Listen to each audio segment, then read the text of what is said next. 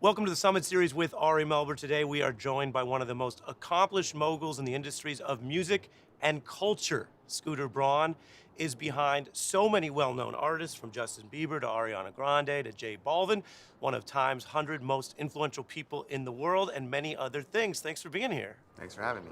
Absolutely.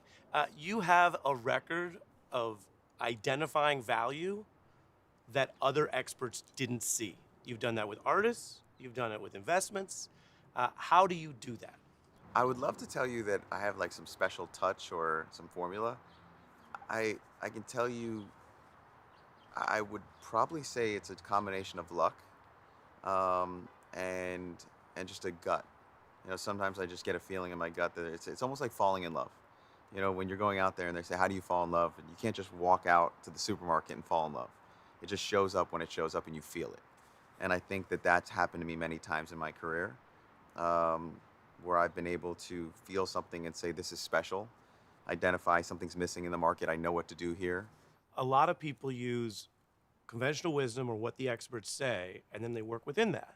So you don't, and you come up young, and other people have more experience, they have more accomplishments, they probably have more money, and we'll get into examples, but just at the conceptual level, what is it that allows you to ignore, would you say, disregard what the experts are saying in the business?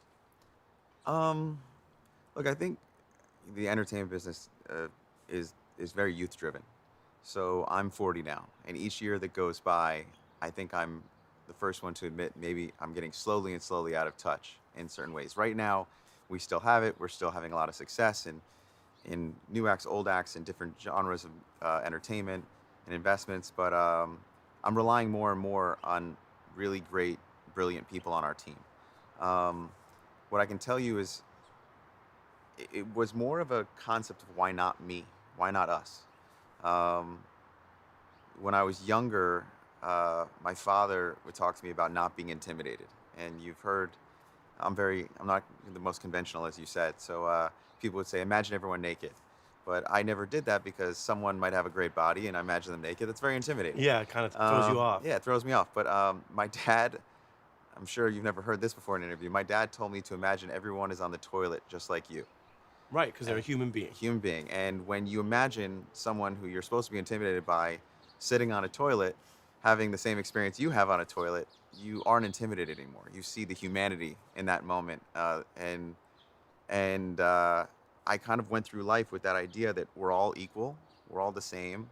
So why not go with my ideas, go with my dreams? And my parents really instilled in me, maybe it was almost false, but they instilled this confidence in us that you can go and pursue things, and if you work hard, you can achieve them. Because my family came here from other places. My dad was a refugee, it was an immigrant family, and they really believed in the American dream. You've said that that history in your family makes you feel like everything could be taken away. Is that paranoid? Or when you look at people's experience in Ukraine or people's experience in COVID, your facility with that in your own family's history made you more aware of that uncertainty in a real way? Um, I think it's a double-edged sword. My grandparents are Holocaust survivors. My grandmother was in Auschwitz. My grandfather was in Dachau, and I grew up, as far as I can remember, with the stories of the Holocaust, of why certain family members aren't here, what happened to us, um, and that part of our history, and also this idea of never again. That there's a responsibility in this to make sure this never happens again. So it was almost as a child I was being told tomorrow can be taken away from you. Like when my grandmother was 14, the Nazis showed up at her village, and within a week, 26 members of her family were gone. Did that make you more likely to identify with people who are different or marginalized? Because so many artists, especially the ones that we tend to love and be inspired by, are a bit different. And when you are realizing that you're different, realizing that you see the world different, when you're growing up with that little bit of bravery and a little bit of fear, um, you recognize that in other people. And I wanted to help people. I wanted to be a part of it. I think what I ended up doing as a job was helping people go after their dreams. And that that was something that gave me a lot of satisfaction in my own life, because I think I probably felt a little bit of guilt growing up, not nearly as with the struggle that my grandparents or my parents even Hmm. had. So I was identifying with others, and and I wanted to treat people with that same respect I was looking for. It's interesting you say that because you have that guilt. You had guilt about whether Asher Roth was big enough. You have guilt about all these people in your life. That seems to be something that powers you. But have you gotten to a point where you say, "Oh man, I leaned on that so much. I need to get off that." Well, yeah, I think you're meeting me in a time in my life where I'm in a very different place. I think the last 2 years, especially through COVID, I found myself going deep into my own self work for the first time probably ever. So while I was, uh, when I was younger, I think I needed everyone else's validation, so I wanted them to be happy. And I think as I got older, I got to a place that I realized that I could. It might sound cheesy, but you can love yourself, and if you have self love, and you know that you're a good giving person, that build that within yourself. Be selfish for yourself, and it will be to others. And what I mean by selfish is giving. I like to give. I think it's the greatest feeling in the world. What age were you when you felt that you reached that ability to have self love? I think in the last year and a half, 2 years. Really? Yeah, I think I got there for Scooter, that part of me a long time ago. I think I built the Scooter version of myself, and I had a lot of self love for that. But I don't think I had it for Scott, the kid. I think Scooter was 18 on, and I went into a world. I think many of us do this. We create something that's strong enough for the world we're going into. But I never went back and got that kid until recently. Because And you're well known, you know that in the music field, and people in music they look at you, they look at the pictures, they look at your contemporaries. Way before 38, they would think, yeah, you love what you're doing and you're loving your I life. did. I did. I want to be clear. That part of my life was strong and stable, and I loved it. And then when I got to a certain place, almost like at the top of that hill, I've heard J. Cole talk about this, a great artist, where he says, it's never what you think it's going to look like. Mm. And I'm not saying that I'm not grateful for everything that's happened to me. I am, and I want to continue doing what I do and what I love. It's just that when I got to a certain place, I started to ask those questions of, what do I really want out of life? And I actually got to turn to someone who's one of the most successful people in commercial history, Jeff Bezos. And I asked that person, one of the most successful people of all time, what do you want out of life? And this is during COVID. But I actually asked him, I said, what do you want? And he looked at me and he gave me a cheat code and he said, I want to evolve. Hmm. I want to evolve as a person. I want to evolve as a father, as a friend. Um, and I realized you don't need $200 billion to start that. Do you know how many songs have lyrics that cite you? I don't. 21 that we found. Okay. The biggest one is probably Pop Star. You are in the video where Drake's saying he parties at Budokan, and you'd think my manager was Scooter Braun. What does that mean? Before the song came out, obviously we did the video, Justin and Khaled, we filled in for Drake. And Drake made me aware of the lyric ahead of time. How does Drake make one aware of a lyric? It's just a about that? text. Just a text like, hey, this is coming. And, it was, and when I heard it, I kind of reached out and said thanks. He was giving acknowledgement to what we've done in that field of music. I'd go further. I'll let you finish, as it's said, but he's the artist of the decade, most streaming pop artist right now for a long time. And he's saying he has a level of success where one would think you manage him. I mean, that's kind of a big flex. Look, I've known him a long time. People don't realize if you go look at the Justin Bieber Baby video, Drake's in that video in the bowling alley. Really? Yeah. Okay. And we've known each other a long time. He's a brilliant artist and a great guy. And we've been there for each other throughout each other's careers behind closed doors. And I really appreciate the shout out. I told him he was probably 10 years too early because I got a 7-year-old, a 5-year-old, 3-year-old. And right now they don't really know what that means. But if they were 17, 15, and 13, that would be the coolest thing ever.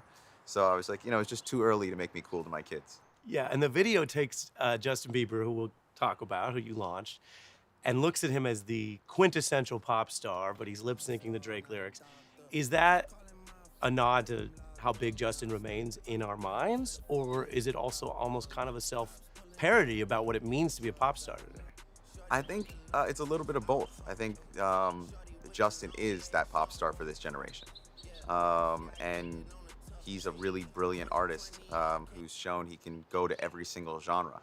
But at the same time, whether it was the Justin Bieber roast that he did to himself on Comedy Central, or times he's gone on comedy shows, or even the way he'll use his social media, he he's very self-deprecating.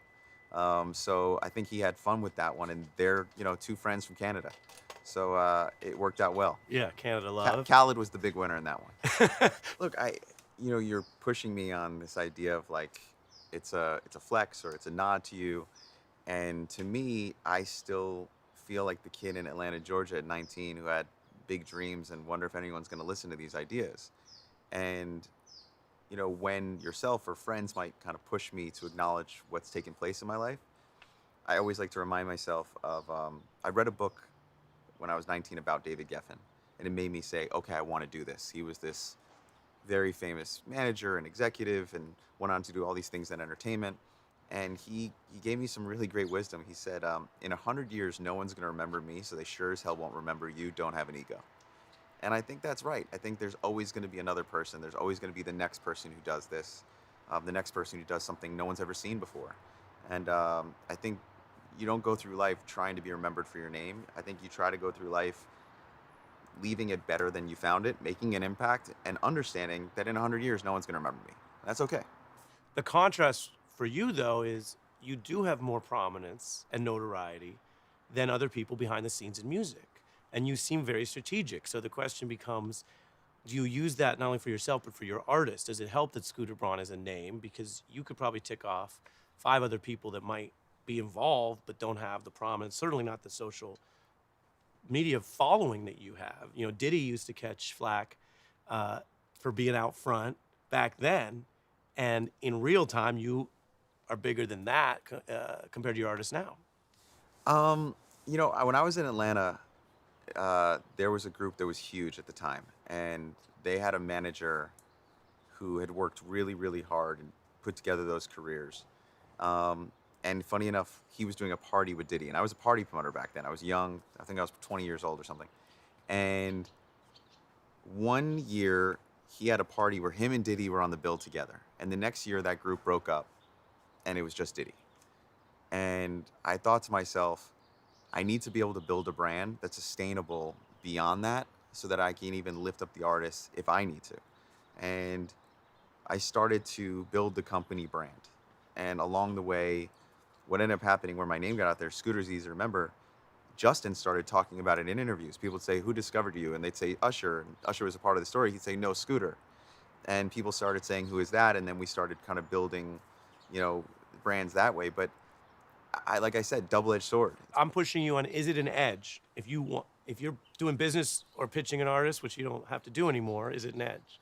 I think sometimes. I think there's some artists that come to me because they already know who I am. Mm-hmm. But then there are artists who don't want that, which I can also respect, who say, hey, I don't want to be near this, and if they don't know me. What do you say to someone who looks at your career the way you looked at David Geffen's and says, how do I do that or something like that now? First of all, they shouldn't, because I haven't achieved all that yet. My advice to someone is don't worry about what your career is going to look like or how you're going to get there. Find the thing you're passionate on, focus on that, and deliver on that. And you'll make plans, and then life will show up. So you think you're going to say, this is my 5-year plan. That's just not how it's going to go. But try to have a burn the ships mentality, which I always talk about. It's the idea that Trojan warriors would land on the shores of their enemy, and the generals would say, burn your ships. The only way you're going home to your children is on the ships of your enemies. There is no retreat. And I used to think of that as there's no retreat. There's no such thing as failure. And now I realize there's just no such thing as going back to tomorrow. There's only in life moving forward. The only thing that exists is right now, and now is now gone, and now we're here. So my advice to someone is show up, start doing the work, stop talking about what you're going to do, get in the game, and start moving forward. I read something recently I really liked. It said the only bad action is inaction. You have to make a decision to move forward. You think that you might make a mistake, but even the mistakes are for you as part of your process. So my advice to someone is to try. And should they focus on the fact that you started at a scale you could manage, being a young guy throwing parties, then making connections, then going? Or could they start out higher because they look at you now doing $100 million deals, but you started really just working? I think start with what you have in front of you. I think, anybody who's watching this, so many of us talked about that dream that they wanted to go towards for so long, yet they keep saying, well, I'll get to it tomorrow. Get to it today. Start somewhere. Don't worry about whether you're going to start higher or lower. Start where you can and just start. And I think that's the best advice I can give to someone, because I've talked to my own friends who are kind of in that place of like, well, how do I get going? You get going by going, and you don't worry about whether it's big enough or that. I have friends who do it in relationships. Well, I can't get married and have kids until I'm successful.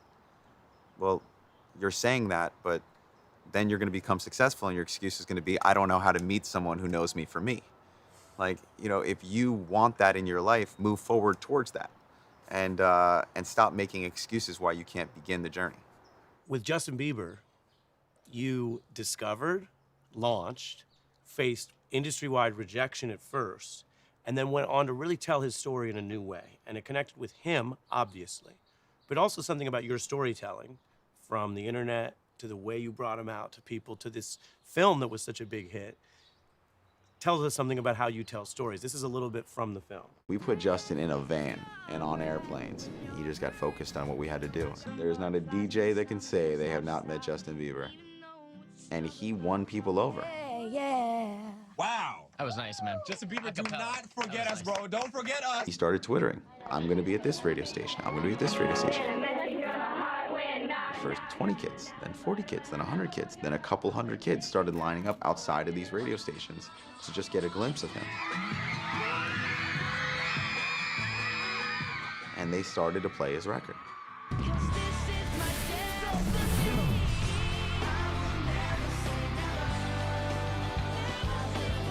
Did you make up this blueprint for him, or you just figured this was an avenue that other people in the industry weren't taking? I think it's a combination, because Justin was the first one to do that. And I did believe it was an avenue that no one was taking in the industry, where they weren't using YouTube properly, they weren't using Twitter properly.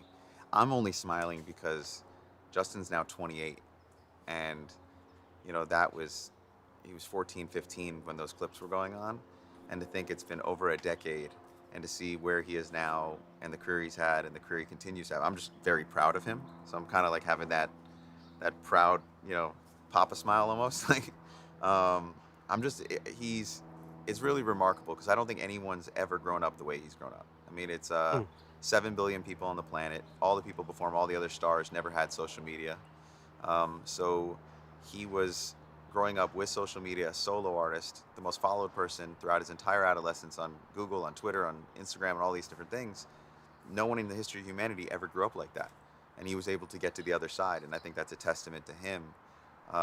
Blueprint or not, it doesn't work unless you got someone like him. So what does it tell you that so many labels passed on it? They weren't paying attention. But that's why I said it's a youth-driven business. And when I meet young executives now who have passion for an artist the way I had passion for Justin, I always tell them, don't worry about selling me. You have all these tools that you can speak directly to people the same way I could. Use these tools to build the traction to where a point they can't say no, which is what we did. Because I'm going to miss it. The older I get, the more I'm going to miss the next thing. I'm not going to understand it. You take that as a given. You just won't be able to do that. I think if you believe that you're going to have the touch, that it factor for the rest of your life, it's never going to go away, you are obnoxious. I think that there's always going to be someone coming along who's going to figure out something that you haven't figured out, and that's okay. I welcome that. I root for the next guy. I call it vacation theory, that if I'm the only one winning, I got to pay for all of our vacation. That's not fun. I want everyone to win, and then we can all go on vacation together. I don't have to handle the bill. We can all do it together. So, yeah, that was a formula then, but I just saw Justin Lubliner do it with Billie in a different way, and with Billie Eilish, and you see artists come along and do it, and it's great to see. What do Billie and Justin have in common? Both young people, incredibly talented, who I think a lot of people in the beginning didn't believe in, and also faced a lot of adversity, and came up extremely young in a world where their talent shined through beyond and became these phenomenons worldwide. And I think Justin's protective of Billie because of that. People would also say to you, all right, you could do this, but don't make a movie about him. All right, you made a movie about him, but outsource the other stuff. Leave it to the experts. You keep pushing back and sort of doing it yourself. Does that empower artists to be more themselves if more of it's basically being done in-house or from their own view and not some other company? Well, I find that question really interesting because I've seen recently both sides. I've seen people say, "Oh, you're giving artists a voice," and then I've seen other people criticize, "Well, how serious can I take this if this is if an artist is involved? If the artist is involved in the storytelling of this documentary or Right, something like because that." I mean, we're here doing journalism. It's different if it's from the outside. There's a credibility outside, but there's an authenticity inside. Well, I think it goes both ways, and I think that that's why you have great journalists who keep their integrity. And unfortunately, we're in a world where there's a lot of journalists who don't keep that integrity. And I think that you see that in the general public when they're questioning journalists. On the other side, if you're making a documentary that's just a fluff piece and not telling the truth, people are going to smell that out because they're going to continue to see that career and see where it goes. But if you look at Demi Lovato's most recent documentary, uh, their point of view was 100% in that documentary, and they told the truth.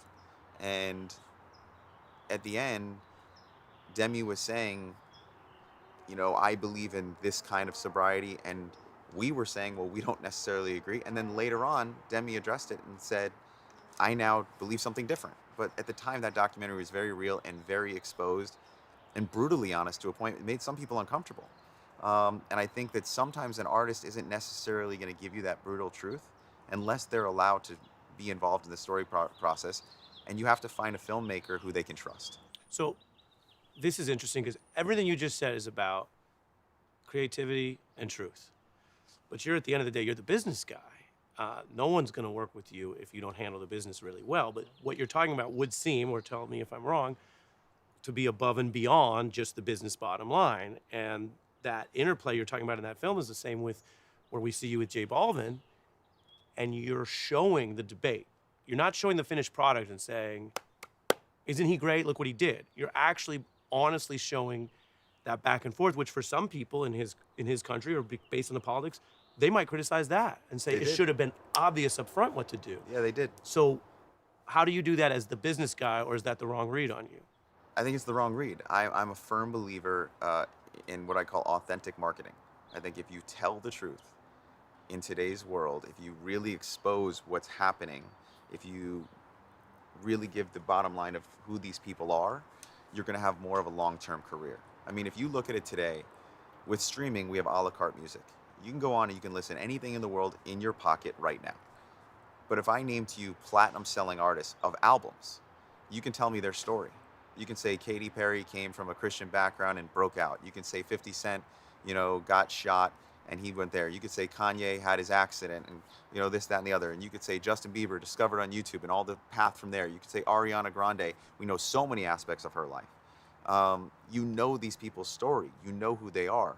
And I think that, to me, if you want to have a long-term career, you don't think about the quick money grab. You think about telling the truth and building a fan base that believes in you, because people don't want to believe in a myth. They actually want to believe in something that they can relate to, and something that's human is more relatable. Has that dynamic always been true, or is it more pronounced in our mediated age? Um, I think that, look, David Bowie before could wear the costume and then disappear into his life and take it off. Take the makeup off and just be David Bowie. I think now in today's age, because of social media and because of smartphones, it's more important than ever to be real and authentic and true to who your brand is. But to be very clear, whether David Bowie's wearing the makeup or not, that's still David Bowie. Right, and he's a great artist. It's David Bowie. So the process or the interplay that I mentioned is something that really we see in The Boy from Medellin Yeah. with J Balvin. And you're in it, and you're talking to your artists about not only politics, which is always tricky, and we can get to that, but politics in a foreign country. Let's take a look at that. When you sign up to be a musician, your goal is never to be a politician. Hell no. But when you get a platform bigger than politicians, when you get a platform that you can inspire people around the world, it also comes with a responsibility. If you look at the history of musicians, artists have always been on the forefront of moving things forward because they're the voice of people. Like NWA, like they were the voice of that neighborhood. Great artists are the ones that use their voice for other people. You're taking a position. Did you know what he would do? He did follow your advice, so to speak. At the time, no. I mean, we were in Medellin in Colombia at the time, and um, it was a very tough situation, but we were being very honest. That was a tough film to be a part of because Matt Heineman, who directed and made that film, also made Cartel Land. He's an Oscar nominated documentary maker, and he had no interest in showing us this film until it came out. The Demi documentary that we did with Michael Ratner, same thing. I didn't see it until it was finished. So, you know, you're exposing yourself on camera, but you're also you're saying to this filmmaker, I think you're going to make something that's real, and I trust who these people are. But yeah, I didn't know how that was going to come across until I was at the premiere. Wow. But Jose, in the end, you know, that's a tough situation. It's a different culture, it's a different place, and he wanted to do right by his people, and he went on that stage. And if you watch that film, it was really powerful what he said on that stage, and he did speak for the people, and I was very proud of him. Now you're in films, you're in international business. You mentioned David Geffen. He says you start with music because it's the fastest a song versus the Yeah, you can runway make for other music in a things. night. Film, TV takes years. But then he also tells you to get out.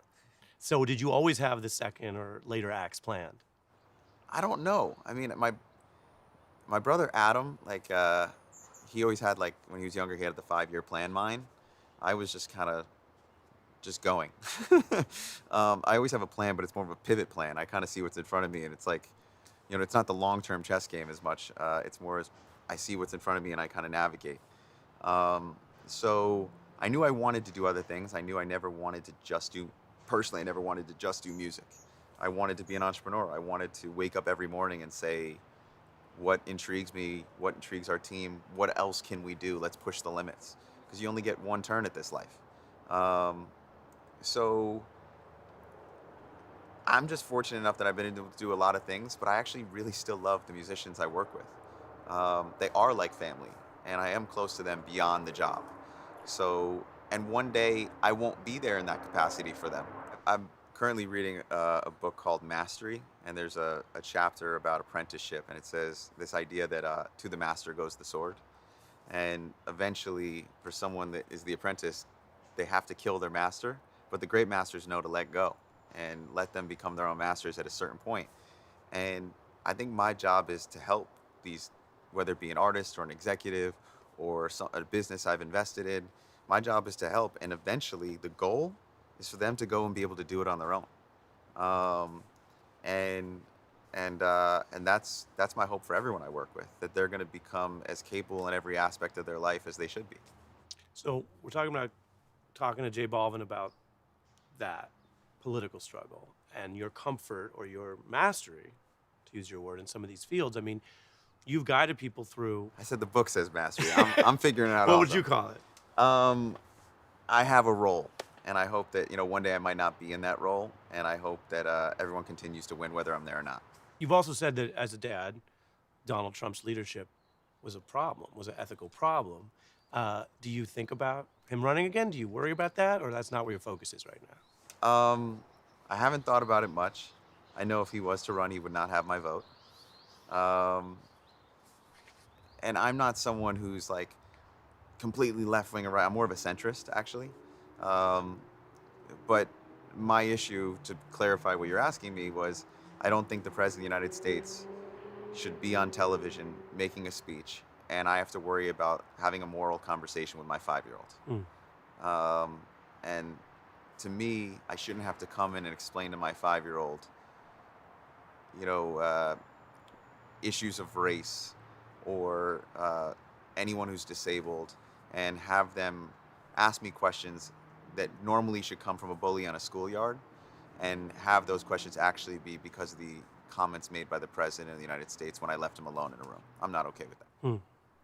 Does politics come up directly with artists? Do they want to know where you stand on things? I think when it comes to artists, I mean, look, you know, artists have played a very significant role, like I was telling Jay Balvin about, in our process of civil rights.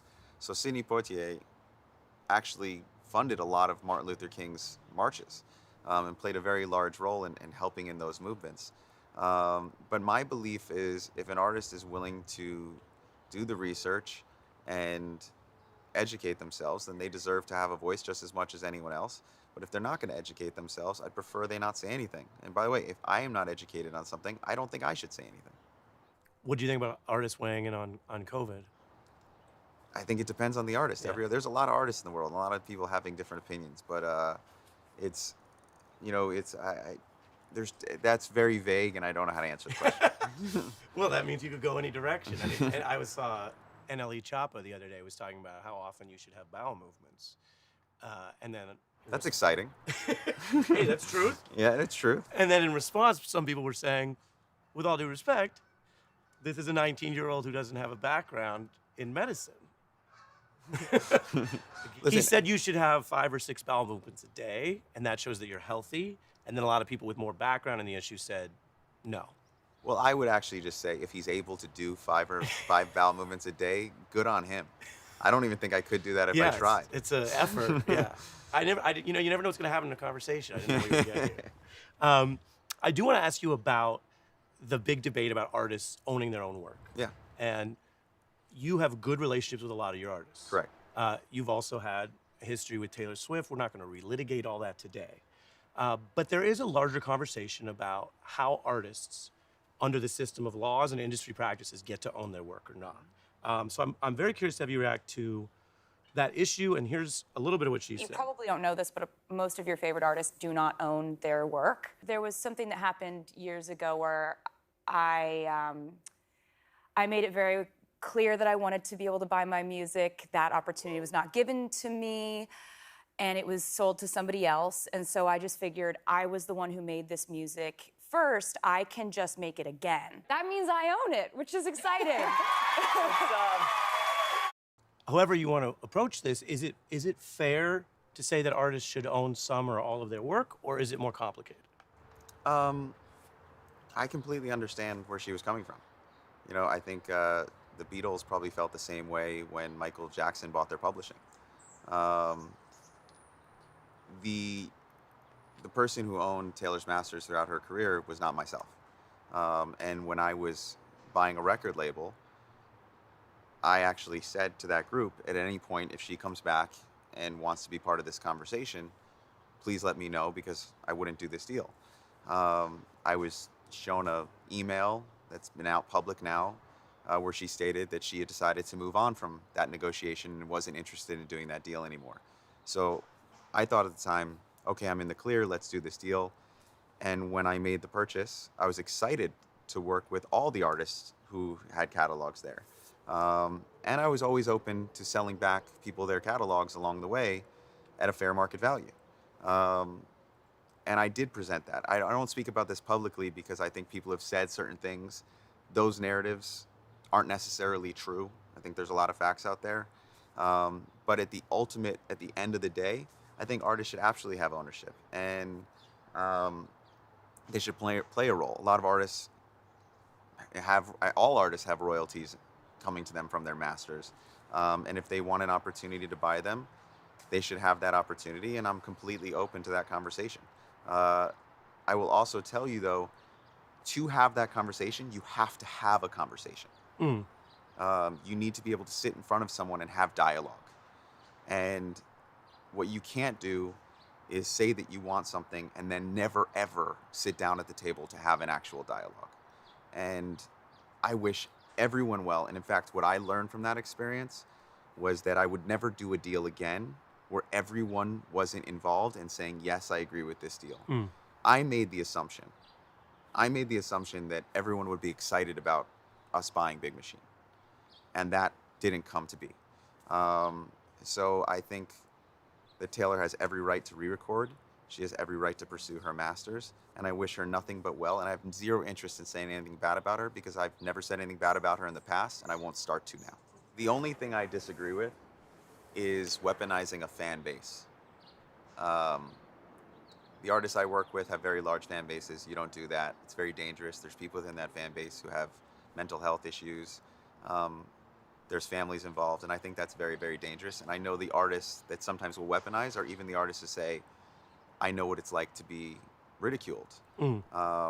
So I think that that's a very dangerous thing, and I think that there's a responsibility with the fan base. And you think that has happened? Um, that's all I'll say about that. Looking forward, are there changes that need to be made in the law, which artists in the record industry don't technically control, or in the practices to give artists more upfront? I mean, we hear about this in general, and then it doesn't seem to change a lot unless somebody is at a point in their career where they move what seems to be the standard.